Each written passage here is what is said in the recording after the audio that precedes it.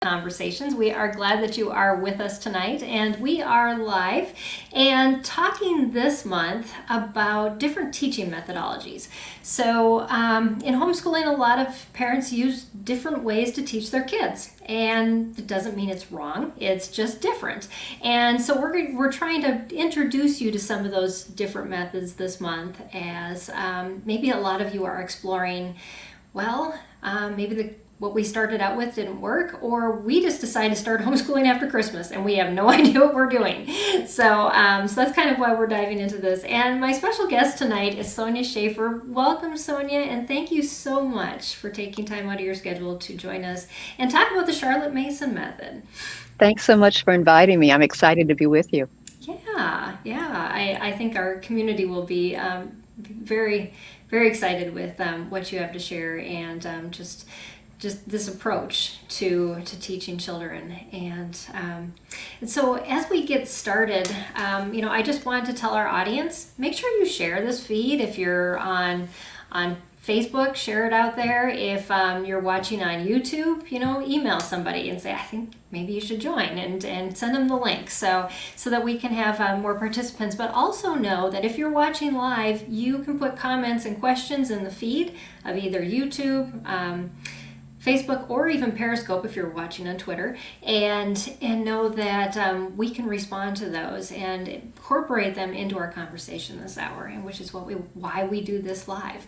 So thank you for joining us, everyone. And so as we get started, Sonya, we just want to know a little bit about you and your family and your experience in homeschooling, and you have a unique learner too. Yes. And so just kind of give us a little survey of your family and your homeschooling experience and all that. Well, my husband and I have been married 35 years or so. Wow. And we have 4 children. All of them are girls. I call them my little women. Wow. Ranging from 30 down to 22. And the Awesome. oldest 3 are out and on their own now. But my youngest is the unique learner that we have, and she's the 22-year-old, but I'm still homeschooling her every day because she likes it, she enjoys it, and she's continuing to grow and learn. So awesome. We're just going to keep doing it. Yeah, that's very typical. That's great. We diagnosed her when she was 4. So Mother's Day 2002 is when my journey began with autism. And so she has autism, pervasive developmental delays, sensory processing issues, auditory processing issues. Right. It's not who she is. It's simply what she has to deal with in the body that she has right now. Right, exactly. And that's a great perspective, and I love that you say, we're still homeschooling because she wants to do it, and it becomes a way of life, doesn't it? It does. And our kids kind of thrive on that. We just get up in the morning, we do school, we learn together, and so I love that. And especially different aspects of the Charlotte Mason method can just become a lifestyle so easily that I know other parents who have neurologically typical children, and they have just incorporated so much of these methods into their home that they just keep doing it. Even if their children are graduated, it just becomes a lifestyle almost. Yes, yeah. And homeschooling is a lifestyle. I think whatever methodology you adopt, it does become just part of your family culture, I guess. Yes, that's a good way to put it. Yeah, that's awesome. So maybe some of our viewers don't know much about Charlotte Mason, but who is Charlotte Mason? How does she fit into your story? And also, you founded a publishing company called Simply Charlotte Mason, and how does that all fit in?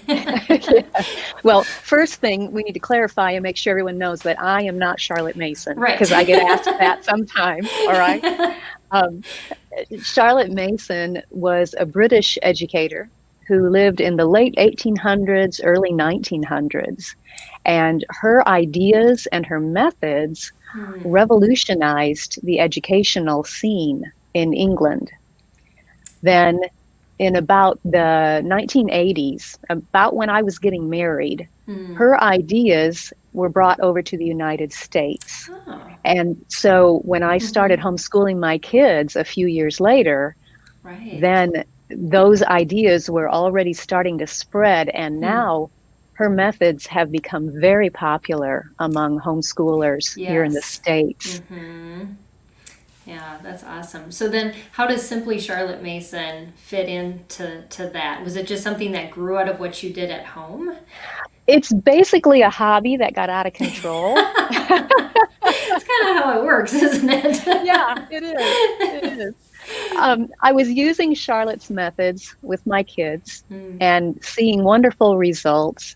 And as we gained more experience and years and confidence, then the next wave of homeschool parents started asking questions about Right. how do you do that? What do you use? What books do you recommend? You know how it goes. Right. Yeah. Oh, We yeah. all help each other. Right. And you're answering the same questions over and over again. Exactly. And so actually Simply Charlotte Mason is two different families who started it. We had very dear friends called the Smith family that we were together with them when our first children came along. And then we moved to different areas of the country, but we always kept in touch. And we were both doing Charlotte Mason. Well, when Karen Smith and I sat down and thought, we're answering the same questions over and over. Exactly. Wouldn't it be nice if we could create a website and just put all of this information up there so we don't have to remember it every time? Right, exactly. And then we could just point people there and be done with it. And so, well, her husband was into building web pages, websites, and for his job. And so we sat him down and said, would you please I remember distinctly saying, Doug, all we need is 5 pages. Right. That's all we're going to ever need. Just create these 5 pages and we're done. Well, it has gotten out of control since then. Yes, that was 15 years ago. Wow. And since then, we are still creating resources. We will point people to resources that are already out there, that we've already used, that we love. Right. But wherever there wasn't a resource, we're trying to create one to make it simple for homeschool families to use Charlotte Mason methods. That's awesome. So yeah, if you're watching on the video live, then you can see down below, or recorded it, you can see it simplycharlottemason.com. So that's the website. So that's a great story. Yeah, 5 pages, I know. We have probably 300 now on our website, and we only launched ours 2 years ago. So I understand that. Yeah, and now it has just mushroomed. We do live events, we do a weekly podcast, we speak at conventions, we haul all big trailers full of resources to conventions. So yeah, definitely out of control. Yeah. But we love it. We love it. That's awesome. We got a comment from essentially Nietzsche's. She said, "You've been such an inspiration to me. I have 3 kids, 2 on the spectrum, and we have chosen Charlotte Mason. It's working beautifully." So, oh, good. So that's hopefully just an encouragement to your heart. The question that she has for you, though, she said, "I would love to hear more about accommodations that you make for your daughter along the way and how you worked with all 3 at one time." Yes.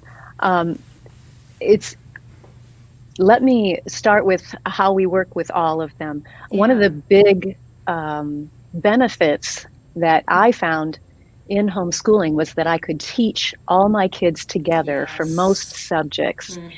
And especially with the Charlotte Mason method, it's very easy to do. And so we would gather all the kids and do certain subjects together. But you also need to understand that my youngest with the autism is a very docile person. She's not, an interrupter, a disruptor. She only tried to run a couple of times in her whole life, So it worked that she could sit in the room with us quietly.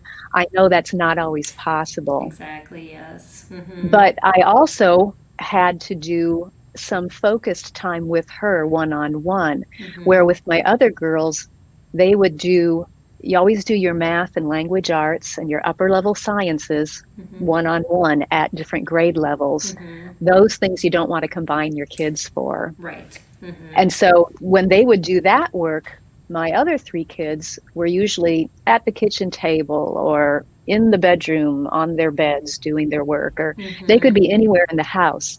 Yeah. But for my one-on-one time with Hannah, my youngest, actually, aside here, Hannah is her given name. Okay. Her current preferred name, which she would Oh. tell you if you called her Hannah, Uh-huh. is Francesco. Oh, okay. Okay, so I will call her Hannah in this Yes. particular broadcast, but don't Because it tell her may I'm change again using tomorrow her. or That's in right, a week. exactly. Okay, but so we're using the given name. But Right. so when I would work one-on-one with her, we could not work with all the others in the room. We had to go to a separate room where I could close the door, and Yeah. that was our guest room at the time. Mm. There was a table in there, and so we closed the door, and that was our special little place to work one-on-one. So to get back to the question of how I accommodated and worked with her in those group settings, especially, much of the time she would not volunteer to participate in those lessons verbally because she has a very hard time capturing her thoughts and putting them into words. She Okay. really Yeah. struggles with that. Mm. But she would sit and she would listen. Yeah. Just one and you don't know. You're doing this Yes. on Oh. faith because you don't know that she's listening. Right. You see she's sitting there. You assume she's listening, but she's staring off somewhere else and she doesn't give you any feedback. You don't know for sure. Right.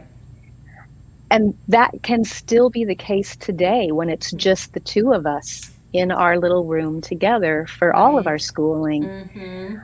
But I'll tell you what, to encourage you, I have seen little peaks, little glimpses over the years that have assured me that it's getting in there. That's awesome. And we're not talking just dry facts. We're not talking, the addition tables. Honey, we've been working on the addition and subtraction tables now for 2 years. She really struggles in math. And we've gotten through the plus ones and the minus ones. And we have gotten through the plus twos up through 10.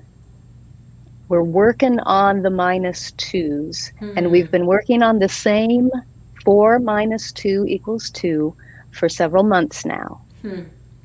So if that was all I was looking at, right. I would really get discouraged. But in a Charlotte Mason approach, we are educating the whole child. Yes. We are feeding the mind. And so we look at beautiful art and we read poetry together and we listen to beautiful music together. Yeah.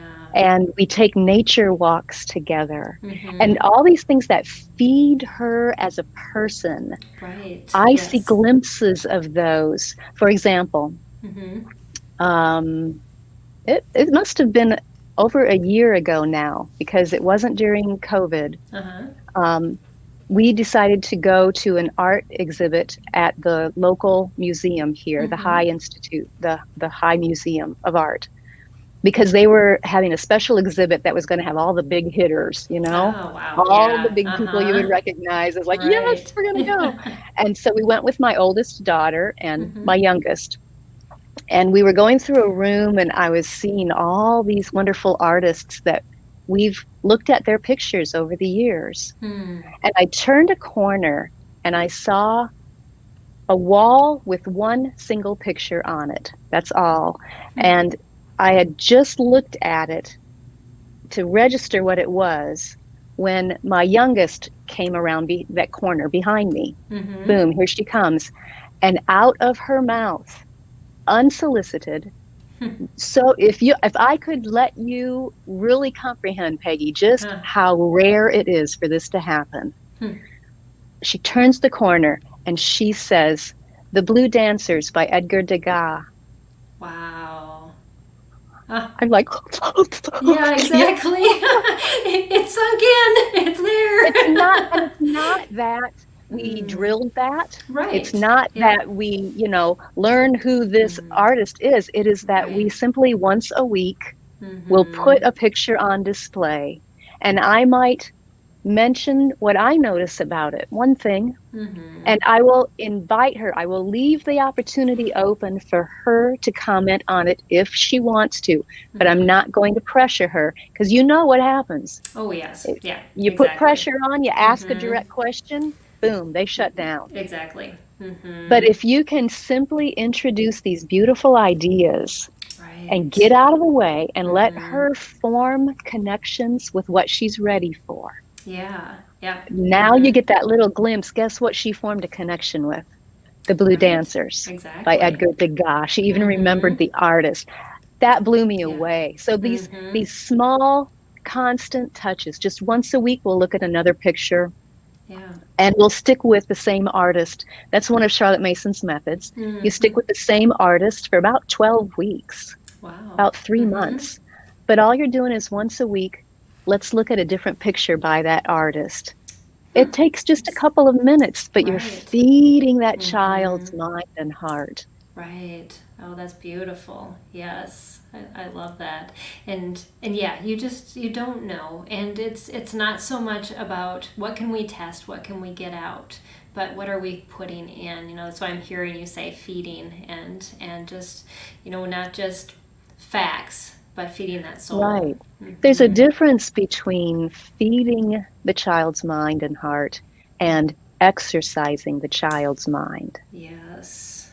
And Uh-huh. so much of probably the way you were schooled and the way I Mm-hmm. was schooled definitely Yeah. was about exercising our minds. Mm-hmm. Exactly. Yeah. But a big foundation of Charlotte Mason's approach is that the child is a whole person, and so Mm. we educate the whole person and we Right. feed their minds with good, beautiful, and noble ideas. That's I love that. That's awesome. So we have another question from a viewer. She said, "I've always been interested in Charlotte Mason. How would you work such a book based approach with a little hyperactive man that shows very little interest in sitting down for any kind of classic work, chapter books, poetry, etc.?" Yeah, it's a great question. Number one, he doesn't have to sit down. Yes, Let him I move love as that. long as Mm-hmm. long as it's not distracting. Some kids learn better if they can move. Yeah. So he doesn't Mm-hmm. have to sit down. Um, And what you can do, yes, Charlotte Mason is very much, many of the subjects are book based, Mm-hmm. but we're using stories, we're using literary books, not textbooks. Yes, So that's you can different. still use a book, but this is the beauty of Charlotte Mason's methods. You can level those methods up or down to fit where your child Mm-hmm. is. So, yes, we're going to use what we call a living book. And Mm-hmm. that's a book that makes the subject come alive because it Right. is written in usually literary form. Mm-hmm. And you can see what's happening in your mind's eye as it is Right. read. All right, so start with a very short section Uh-huh. or even a short book. There are some great literary books that are short. Mm-hmm. And you don't have to read, even if it's a longer book, you don't have to read a whole chapter at a time. That's a You great can start with a advice. very Mm-hmm. short segment, and then another aspect of the method is you can then invite the child to tell back to you what they remember from what Mm-hmm. you read. And that's called narration. That is Yes. the Charlotte Mm-hmm. Mason method, rather than asking those questions that make them shut down. Right. We are Exactly. we Mm-hmm. are inviting them to put it in their own words and tell us back. Mm-hmm. Now, some children really struggle with that, my daughter included. We're at the Mm-hmm. point now where she can write some of it. And Oh wow. that seems to Mm-hmm. help. It bypasses. But you can do Right. other things. Before Mm-hmm. she could write, I would have her draw a picture of what happened in the story Yes. today. Uh-huh. And then I always wanted to try to get her to communicate with me Mm-hmm. because Yeah. so much of Charlotte Mason methods are relationship building. I love that. Yeah. And and so that's what you want to focus on. And so she would draw her picture, and Mm-hmm. it was very primitive Mm-hmm. because we have big struggles with fine motor skills. And then I would say, "Tell me about your picture." And I discovered something. Hmm. I stumbled upon this. So let me just share it. It might Yeah. help somebody else. Uh-huh. If I would say, "Tell me about your picture," Uh-huh. boom, she would shut down because I was staring at her and it was freaking her Right. out. Yep. It, So instead, I would have her draw her picture on this side, this page over here, and hmm. then I would take the facing page and I'd grab a pencil and I would say, "Tell me about your picture." And I would poise the pencil there and look down at the paper and wait. Hmm. And she would often, not always, often give me a few words, a phrase, maybe a sentence. I would look up and I'd say, "Yes."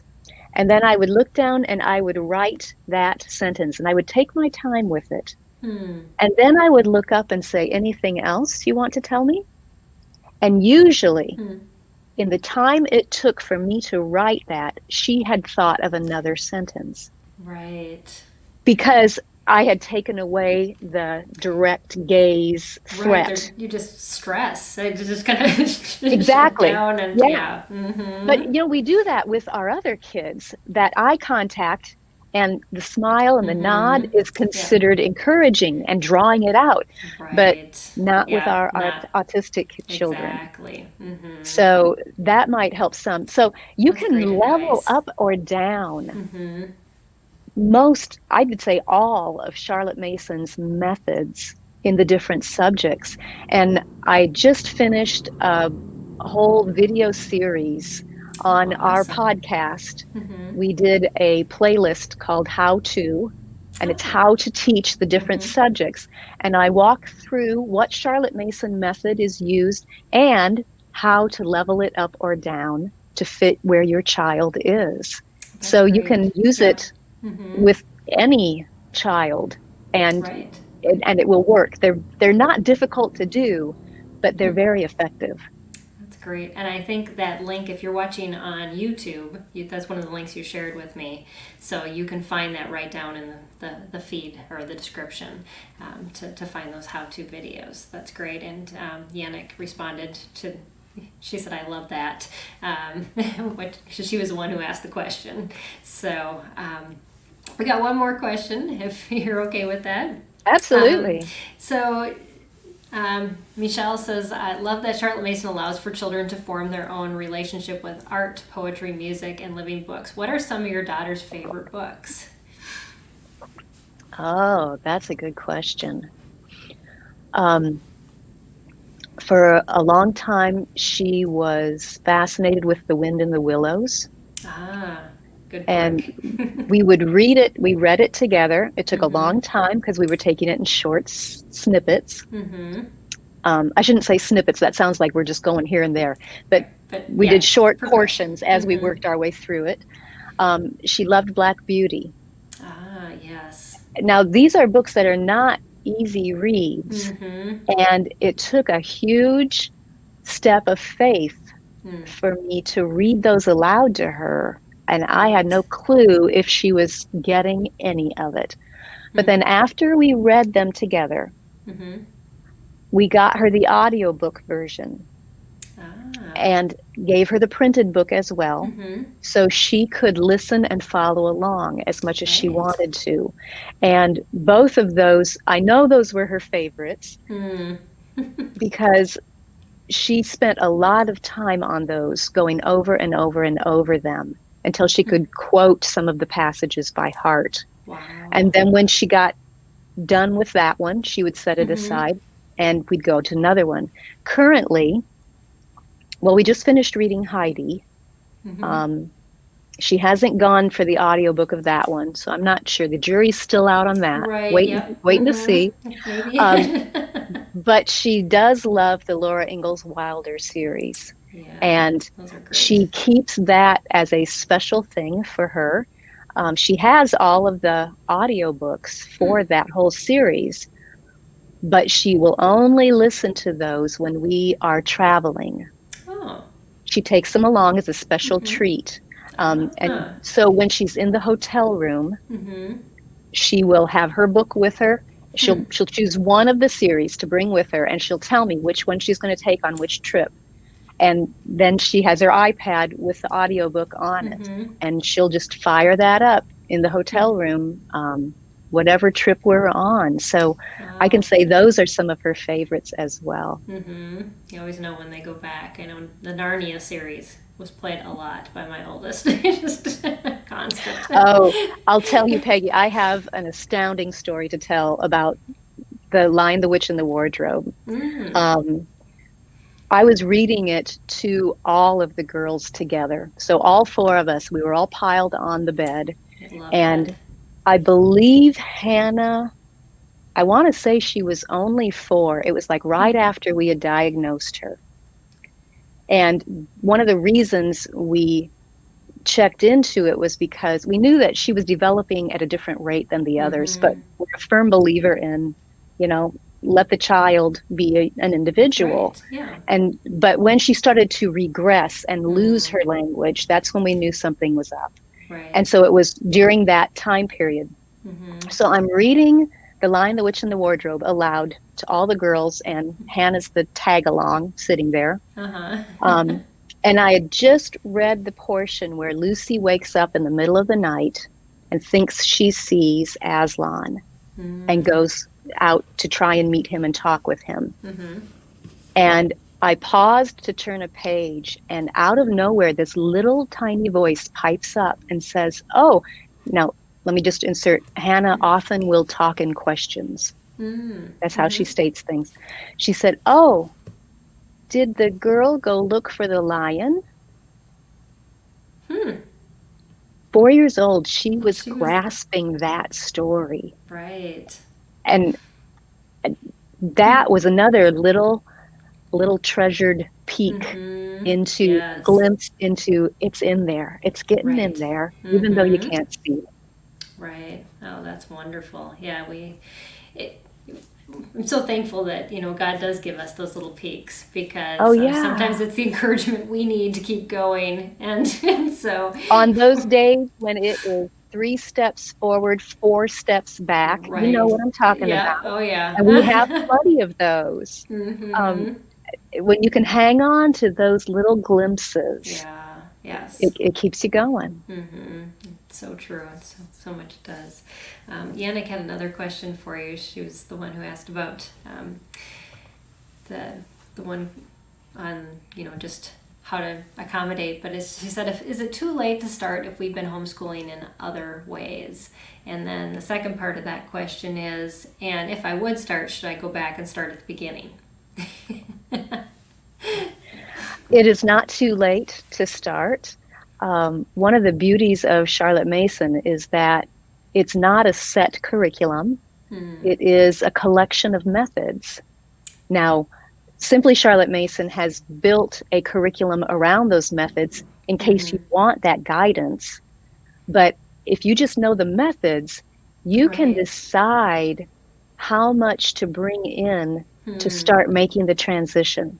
For example, Yeah. um, if you're doing a different style of homeschooling, Mm-hmm. maybe you want to bring in that looking at a picture once a week. Mm-hmm. That's easy to do, so Right. simple to do. Mm-hmm. And then maybe you want to bring in her method of we're going to go for a walk in nature once a Mm-hmm. week. You might want to wait till spring to start that, Depending on where you depending live. on where you Yes. live, you know. But time in nature just so resets and Oh, yes. calms all Mm-hmm. of us, but especially our special needs children. Yeah. Mm-hmm. Um, so you could bring that in once a week very easily. You could, Right.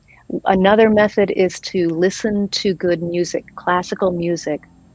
Hmm. And Mm-hmm. we do that currently. I play that in the background while we are playing Chinese checkers together. on Mm-hmm. Thursdays. That's something we do during school time on Thursdays. And that's her game of choice right now. So, of course, we're Uh-huh. doing that one Yes. every week. Right. Mm-hmm. But I can choose a different musical piece every week to go with it. And so, but that's really easy to do. You could just play it in the background during lunch Yeah. or Mm-hmm. while you're driving to a therapy appointment or something like that. And Right. all you need to Yes. do is just mention the composer's name. Say, hey, Mm. let's listen to Beethoven. Turn it Mm-hmm. on. That's all there is to it. But they start to connect what they're hearing with that Right. composer, just as they Mm-hmm. start to connect, oh, this is another of Degas' pictures. And then next week, here's another one by Degas. You don't Mm-hmm. have to tell them what to look for. No. You just Mm-hmm. share it with them and get out of the way. Or you Right. can read a poem once a week at Mm. lunch and choose Mm-hmm. a short one. Choose Right. a fun Yeah. one, Mm. something, choose a topic that your child is interested in. My daughter dogs, Mm-hmm. loves dogs. And so if you can find a poem about dogs, you'd have the Yep. attention right there. So it's not hard to do. And Mm. bringing in those literary books, for example, Yeah. maybe you're in a curriculum that uses textbooks and that's your safety net right now. That's Mm. fine. You don't have to Mm-hmm. let go of that.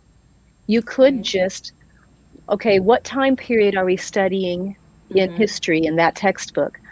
Now, here is a good story that goes along with that. And we're going to read that on Right. the side just Mm-hmm. to help you picture what that time period was like. Right. We have tons Yep. of book recommendations on our Oh, website, by that's the way, great. in case you Mm-hmm. don't know what books to go for. And Right. again, all reading levels. Your Mm-hmm. child doesn't even have to be able to read for his or herself. Yep. You read Mm-hmm. to them if that's Mm-hmm. how they will better be able to absorb it. So I Yep. also have a video series on our YouTube channel called Getting Started.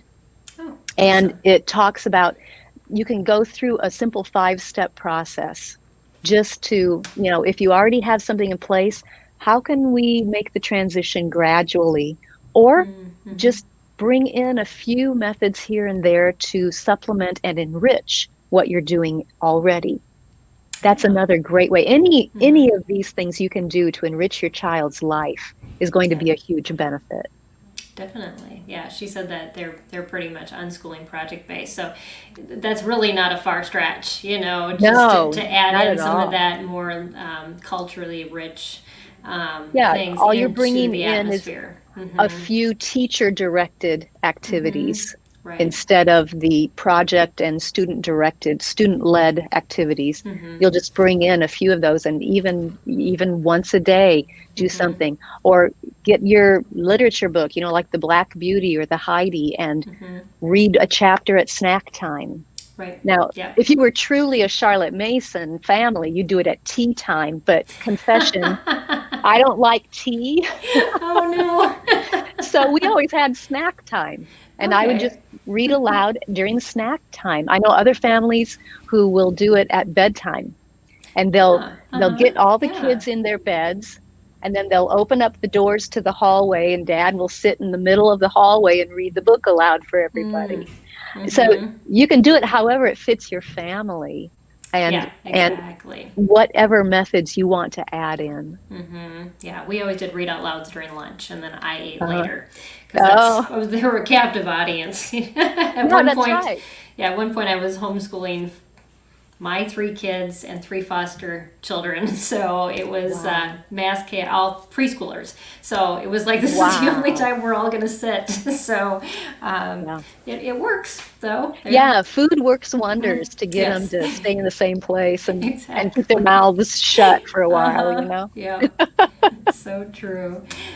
We had uh, someone who just jumped on. She said, "I'm not sure if this has been discussed. And I'm pretty sure we talked a little bit actually about narration, but her question's a little different. She asked for any tips. Her 8-year-old with ASD struggles with narration. Any tips when he rejects a lot of the living books I present? I find he gravitates to the fact-filled books instead. Pretty typical for Yeah, those boys."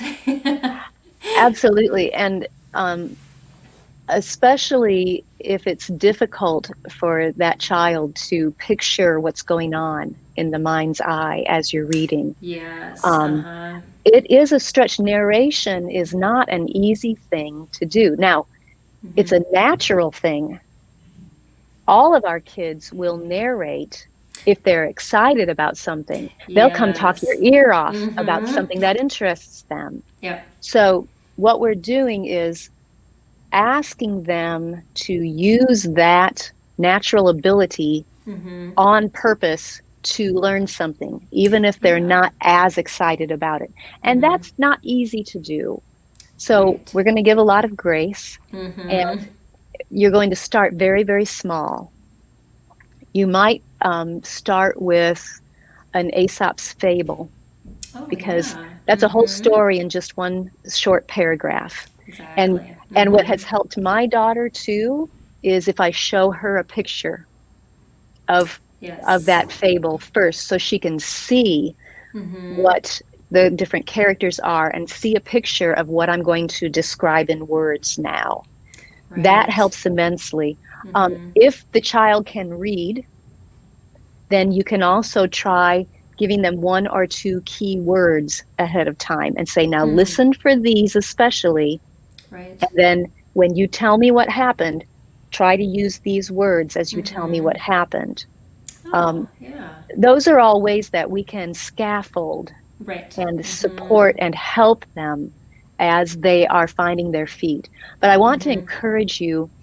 I read a fabulous book. Those of you who are familiar with Charlotte Mason methods, I highly recommend the book Know and Tell, as in know it in your head. Mm-hmm. Know and Tell. It's by Karen Glass. Okay. And she has a chapter in there on using narration with special needs kids, with unique Mm. learners. The thing that I took from that is how much narration is designed to be a relationship building Mm. activity. It is not just another way to quiz your child. It is, Yeah. I'm interested in what you got out of that. And I Mm-hmm. would love for you to share what you are thinking as you are comfortable and as you are able. Yeah. That's the attitude we bring to narration. The other thing I got out of that book that was so encouraging, and I hope it will be encouraging to you, we all know Mm-hmm. this, but we forget it sometimes, is that don't expect your child to get better at something if you're not giving regular opportunities to practice. Hmm. And Right. it was so easy. I will admit it was I could see how it was so difficult for Hannah to get those words and to Mm-hmm. give them to me. Some Right. days it worked, and Mm-hmm. other days it was like pulling teeth. Hmm. And and so I decided to slack off.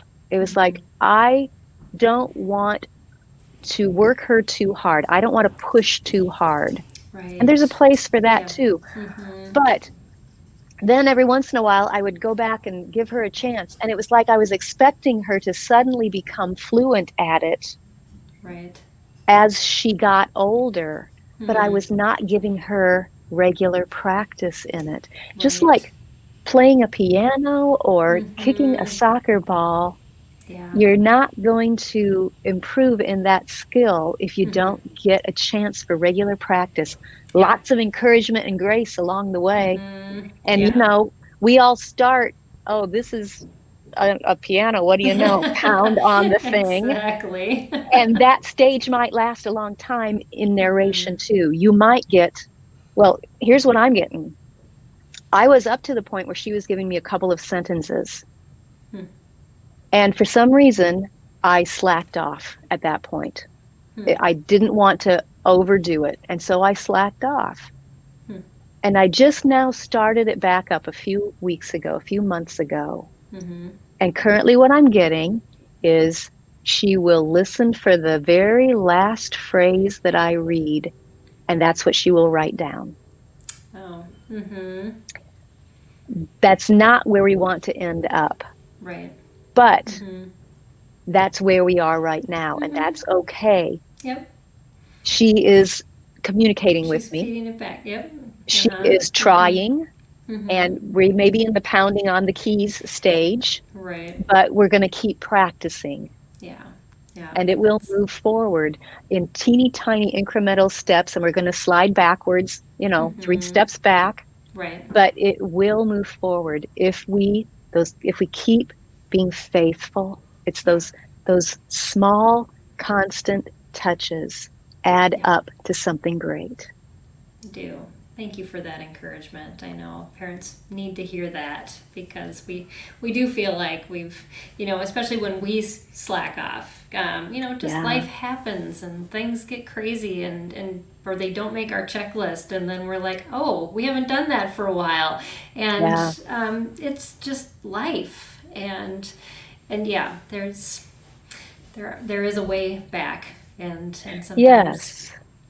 it We takes went a little through while. another stage where um, I focused only on the things we needed practice on. So let me give you the other side of the coin. Okay. Um, we a big part of Charlotte Mason is including a wide variety of subjects, as we've Hmm. talked about: the art and the music and the poetry and the literature and the nature study and handcrafts and Mm, all mm-hmm. of this stuff. Well, I got I think it was fear-based. I looked at she's Yes. she's 9 years old and she's not reading yet. Mm-hmm. She's 9 years old and she can recite numbers, but she can't add anything to save her life. Mm-hmm. And her handwriting still looks like a toddler. So we are going to forget the extra stuff. We're going to go head down and just Mm, work on those weak areas that need improvement. right. I'll Yeah. tell you, Peggy, we made it through that maybe 3 weeks, and we were both just withering on the vine. Right. But unfortunately, Oh, that's what the public school does. I mean, they focus so much on those remedial things and they just throw out all the good stuff that our kids really need. it's easy to do that when It you is. And are fear you is lose so. sight of the Mm-hmm. goal. Yeah. The goal is the whole person. We Yeah. are educating, and what I love is that Charlotte said the goal of education is not to know certain facts. And that's like, what? Excuse me? Mm-hmm. That was my whole school education right there. Right. The goal of education Exactly. is to know. These are the things you must know. And we get tested on Mm-hmm. things we must know. Right. But Charlotte said, no, you're teaching the whole child. And so the Mm-hmm. goal of education is to grow, Yeah. to Yeah. grow in all aspects of Mm. personhood. And so let me encourage you, keep providing that wide variety that will Yeah. feed their minds, those Mm. good, loving, noble, beautiful ideas that will feed their hearts and souls as persons. And look for growth in every Right. area of that child Mm-hmm. as a person and So true. celebrate that growth. Yes, we've been Mm-hmm. working on 4 - 2 for several weeks now, but you know what? New Year's Day, we had a family game day where we invited in my daughters still live in the area and my Mm-hmm. parents, and so we Awesome. gathered. One daughter couldn't come. She was being careful about quarantine Mm-hmm. issues, but the rest were free and clear. Yeah. And so we gathered to have a game day. And I told Hannah ahead of time we were going to do this. And I said, I would love to have you join in because there's a couple of new games that we're going to be playing that I think you would really enjoy. Mm. But I didn't push her. Mm-hmm. So the day came and everybody arrived, and Hannah stayed in her room. That's all right. We'll let Mm-hmm. her, you know, we'll respect her wishes as an Right. individual. Mm-hmm. So we played several of these games, and I invited her to come play this one if she wanted to. She didn't want to. That's fine. Hmm. Um, a few hours into this was an all day affair. I took the grandchildren in the other room to read them a book. And when I came back in the room where the games were being played, Hannah had come out of her room She was Ah. sitting at a table and she was playing a game. Now, yes, it was a game that was for one person, Hmm. but she had chosen to come be with other people. She Right. had chosen to play a game beside us. If not with Mm-hmm. us, it was beside us. Yes. And to me, that's a Mm-hmm. victory. We Yeah. celebrate that growth. And so Mm-hmm. look for any area of growth in any part Yes. of her as a person and Mm-hmm. celebrate it. That's what's going to keep you going too. Yes. That's so true. Because we tend to look over them because all we're We looking at do. is the problems. And again, that fear crops up like you were talking about earlier. And when we celebrate, then we find that joy in those Yes. things, and then that comes to the surface instead of the fear. So Yes. that's awesome. And the person who asked that question said, "Yes, that's exactly where I'm at. Great wisdom." She said, "It's been you keep providing the feast and celebrating their growth. Can't wait to listen back to this." And so yeah, it's Yeah, I love how such good encouragement. she used that term providing the feast. That's a big thing Mm-hmm. about Charlotte Mason. She likens it, we talked about feeding the mind. Yeah. Well, it's it's just like a child is born with a desire for food physically, Mm-hmm. but also mentally. Oh yes. And so Mm-hmm. physically, we provide all this healthful food and we let the child take what he's ready for. We don't Mm-hmm. force feed them. Right. Yep. And we Mm-hmm. trust that that healthful food is going to be assimilated and do its Mm-hmm. work to help that child grow, even though we Yeah. can't necessarily see what it's doing under the surface Mm-hmm. all the time. We just see those little spurts. Yes. It's the same with their minds. We need to feed them with these ideas. Yeah. Charlotte said dry facts are like sawdust to the mind. Not a very appetizing meal. But No. as we give them these ideas, spread Mm-hmm. the feast, let them take what they're ready for, and Yeah. then trust that that is going to be digested and help them grow as persons, even Yes. under the surface where we can't see it. It's the same Mm-hmm. concept. So, yes, spread the feast. That's awesome. I love how that approach is. It's so true, and we forget it when we get stuck in this curriculum, and we're just gonna give them the sawdust. Yeah, So because usually the sawdust is what we get tested on. That's what people look at. When right. people look at you with your Mm-hmm. child, they don't say, "How is Johnny's heart?"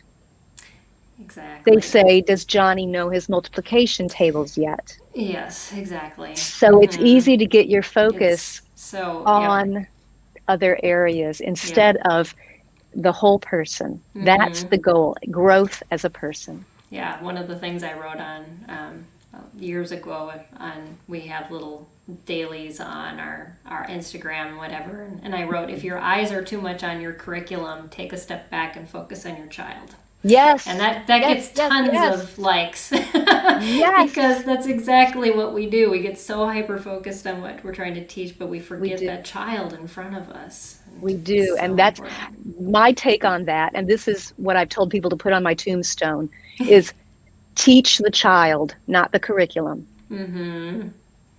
Yep. Don't just check off the Exactly. boxes. Well, the curriculum says Mm-hmm. we have to spend 2 weeks on the plus fives. Honey, Yeah. you might be spending 2 years on the plus fives, and that's okay. I remember the Teach the first time I child. said that at a conference, I heard like gasps in the back of the Yeah, room. we spent good money for that curriculum, honey. But make it your servant. Don't let it become your master. Yeah. Yes. Yeah, I So, agree wholeheartedly. yeah. So we got one question about, she said, we're incorporating Charlotte Mason method this year in third grade and going 100% next year. We're really struggling with habit training. Is there any resources Mm. that can help? Yes. Habit training is another part of a Charlotte Mason approach because we're teaching the whole person. Right, And exactly. many of her methods reinforce specific habits. For example, Mm. the habit of full attention. Now, that's going to That's look hard. different Right. in different children. Mm-hmm. Some children will be able to give you their full attention better if they're jumping on a trampoline. Yes. Others, Uh-huh. if they are sitting staring at you. Mm-hmm. So that's one area in which you got to teach the child. Yeah. What but there are 60 different habits that Charlotte mentioned that we could work on with our children. The Mm-hmm. habit of obedience, the habit of cleanliness, Yeah. the habit Mm-hmm. of orderliness, diligence, thoroughness, the Mm-hmm. habit of thanksgiving, being Yeah. thankful instead of Mm-hmm. complaining. So many Right. great habits. Mm-hmm. And really, if you're talking about the whole person, Mm-hmm. character is formed by habits. Yes. Your Mm-hmm. habits are what is going to shape your character and who you Yeah. are becoming. So it's a huge Mm-hmm. part of our children's education as a whole person. Yeah. Uh-huh. Two things are necessary to form a habit. Any habit, you need repetition. Mm. You've got to repeat it as often as possible without lapsing. Will get you there the fastest. Yeah. And that's the hard part. Mm-hmm. But then you also need motivation. Yeah. Mm-hmm. And we can motivate our children through encouragement. Mm-hmm.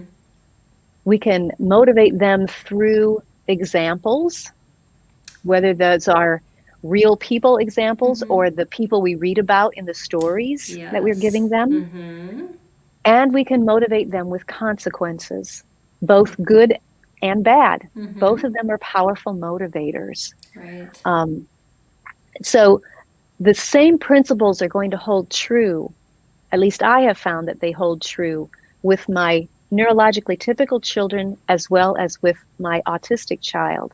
Hmm. The difference is with my neurologically typical children, I can go on Charlotte's suggested timetable.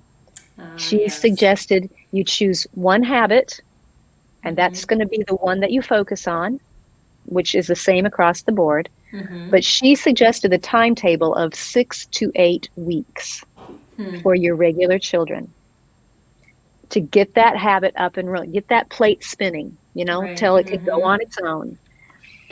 With my autistic child, I find that oftentimes, depending on what the habit is, Right. Mm-hmm. often it can take 6 to 8 months rather than Yeah. weeks. Mm-hmm.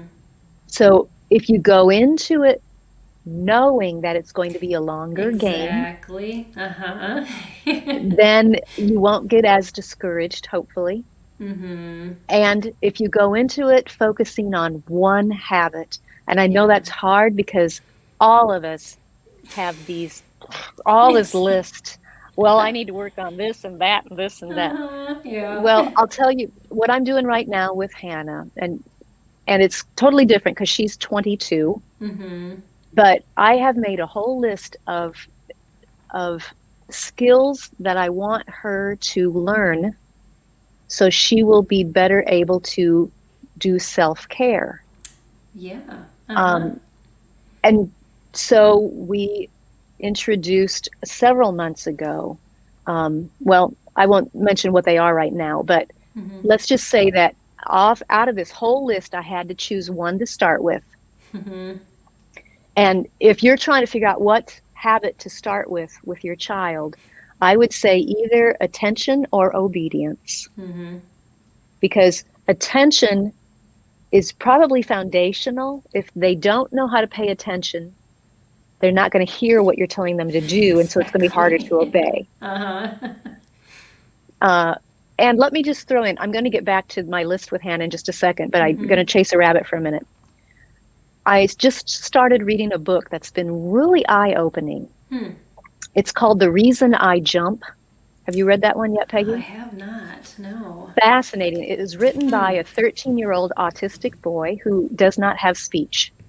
Mm. He lives in Japan, and his mother designed a communication grid for him so that he can now spell out words on this grid.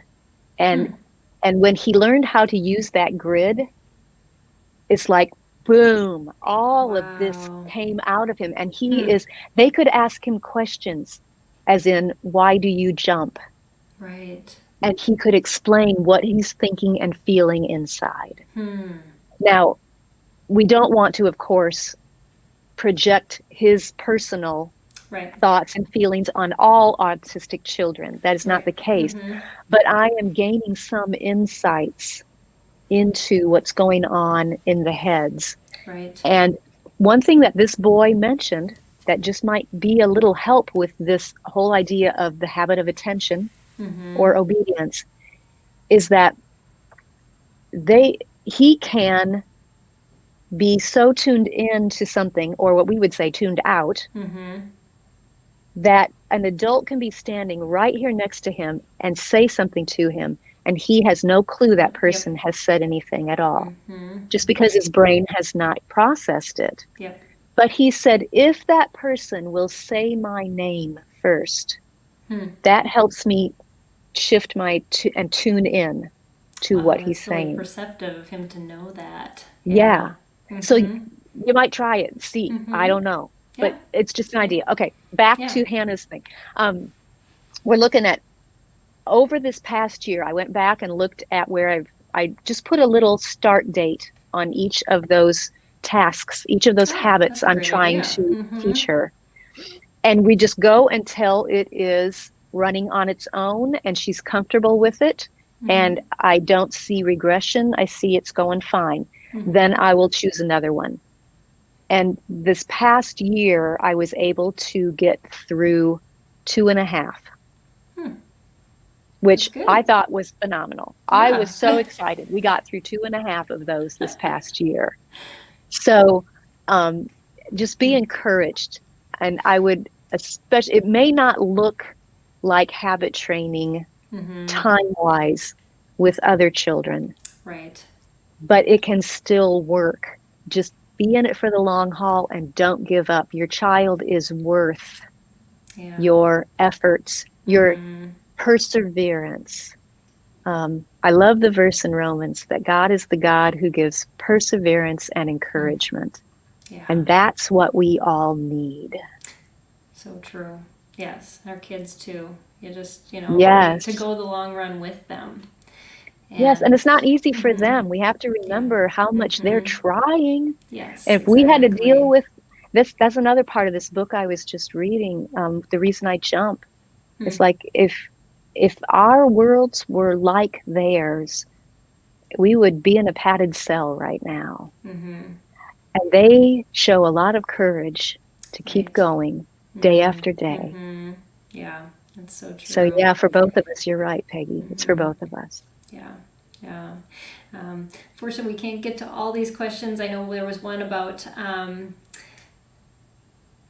how to transition to more independence, and then foreign Mm. languages too. I'm sure you've got resources on your website that people can go to find that. So Yeah, one of those how-to videos in that playlist is on foreign language. So okay, hopefully that okay, will be a mm-hmm. resource for that person as well. Awesome. And yeah, that's all in the description on the YouTube video, so you can look all the links to those lists. And you had a couple other things on there: the Anguishing, Blessed Journey, a Mother's This Faith Anguishing Journal. Blessed Journey is a book that I wrote during the first year after we diagnosed Hannah Hmm. when she was 4. And it is mainly from a faith-based, it's a spiritual journey that I went through that year. Hmm. I had found resources that talked about therapies, that talked about people's personal stories, Uh-huh. but nothing that addressed this spiritual abyss I felt like I had fallen into. Right. And there really wasn't many, as my son was diagnosed around that time because he's almost Yeah, 24. And yeah, it was, there's there weren't a not lot. much. No. Mm-mm. Now there are many more, and I'm so Yeah. thankful for those. But Mm-hmm. that's just my journal through that first year of the lessons that the Lord taught me, the scriptures that He gave me to keep me Oh, going and awesome. encourage me that year. Right. Yeah, And then what is Lessons from the Valley, the MP3 that's a presentation?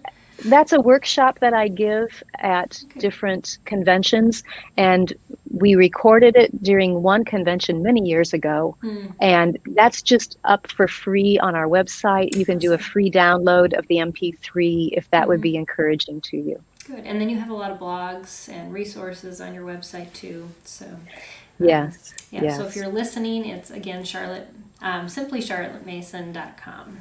So, well, I want to thank you so much, Sonya, for your time. I know we had tons of questions. I want to thank you all for joining us.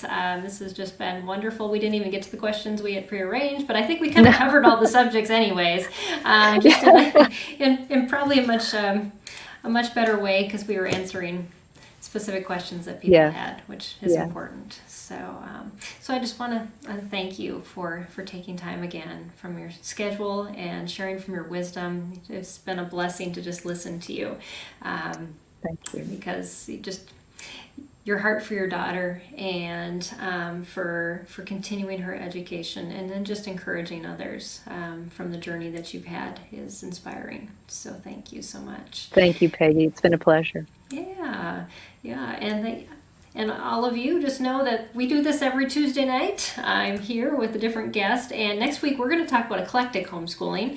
So kind of bringing a whole bunch of different things together. So if you kind of feel like, well, we want to do a little Charlotte Mason and unschooling, we're going to talk with Julie Nelly, and she's going to talk about crafting a creative and thoughtful design curriculum, and so designing it specifically around your child with what you're inspired with. So hope you can join us for that next Tuesday night on all these channels at 8 p.m. Central. So thanks again for everyone for joining us, and thanks again, Sonya, and we'll see you again right here next week on Empowering Homeschool Conversations. Good night, everyone.